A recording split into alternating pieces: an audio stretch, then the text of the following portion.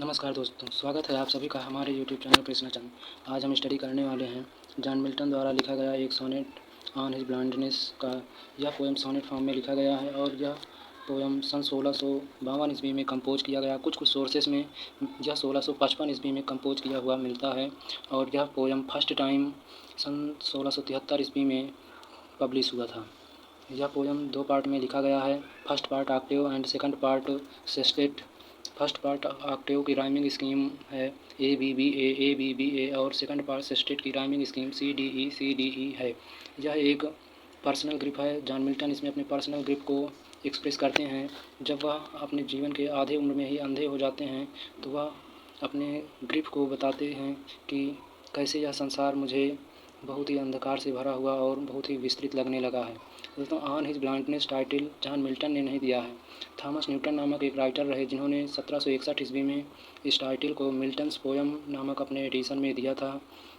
तो चलिए इस पोएम को हम लाइन टू लाइन स्टडी करते हैं। When I consider how my light is spent. जब मैं विचार करता हूँ कि कैसे मेरे आँखों की रोशनी चली गई।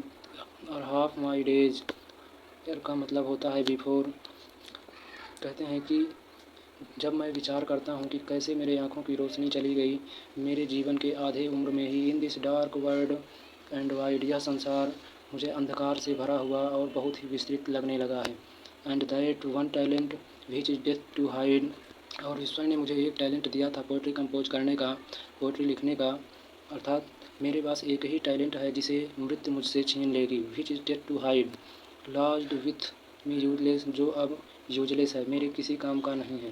दोस्तों, यहाँ टैलेंट शब्द का रेफरेंस किया गया है। बाइबल में एक बुक है मैथ्यू के 14 से 30 लाइन के बीच में एक टैलेंट का जिक्र किया गया है। उसमें एक मालिक के पास 3 सर्वेंट होते हैं और मालिक फर्स्ट सर्वेंट को 5 कॉइन्स और सेकंड सर्वेंट को 2 कॉइन्स और थर्ड सर्वेंट को 1 कॉइन्स देता है और उनसे कहता है अपने टैलेंट को एक्सप्रेस करने को। तीनों सर्वेंट जाते हैं और पहला सर्वेंट और दूसरा सर्वेंट अपने टैलेंट को व्यापार में लगाकर दोगुना कर लेते हैं, जबकि तीसरा सर्वेंट जो होता है वह कॉइन्स को मिट्टी में दबा देता है और उसका कोई प्रयोग नहीं करता है।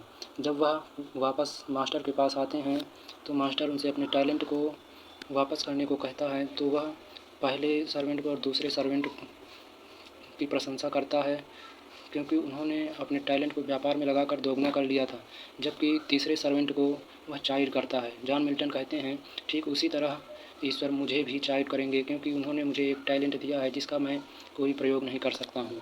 दो my soul more bent to serve therewith my maker, यद्यपि मेरी आत्मा ईश्वर के लिए इस टैलेंट से संस्तुति करना चाहती है। And present my true account, और एक सच्चा लेखा जोखा प्रस्तुत करना चाहती है।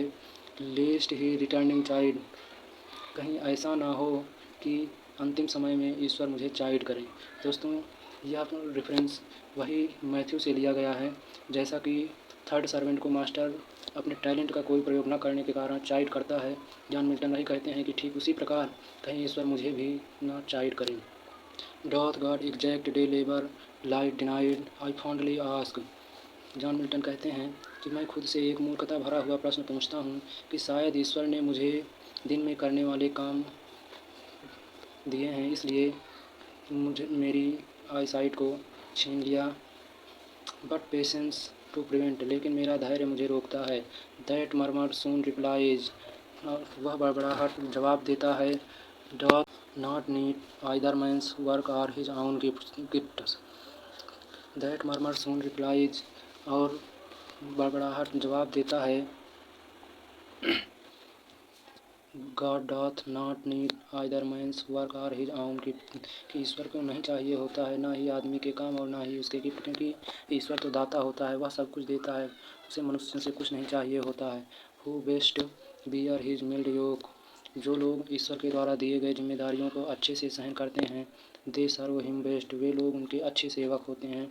हिज स्टेट इज किंगली, उनका राज्य इज किंगली लाइक किंग, एक राजा के समान होता है।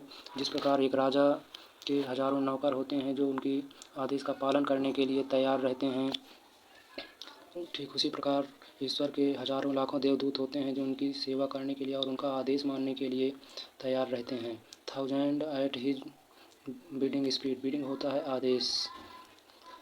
ईश्वर के हजारों देवदूत होते हैं जो उनके आदेश को पालन करने के लिए खड़े रहते हैं और उनकी सेवा करने के लिए तत्पर रहते हैं।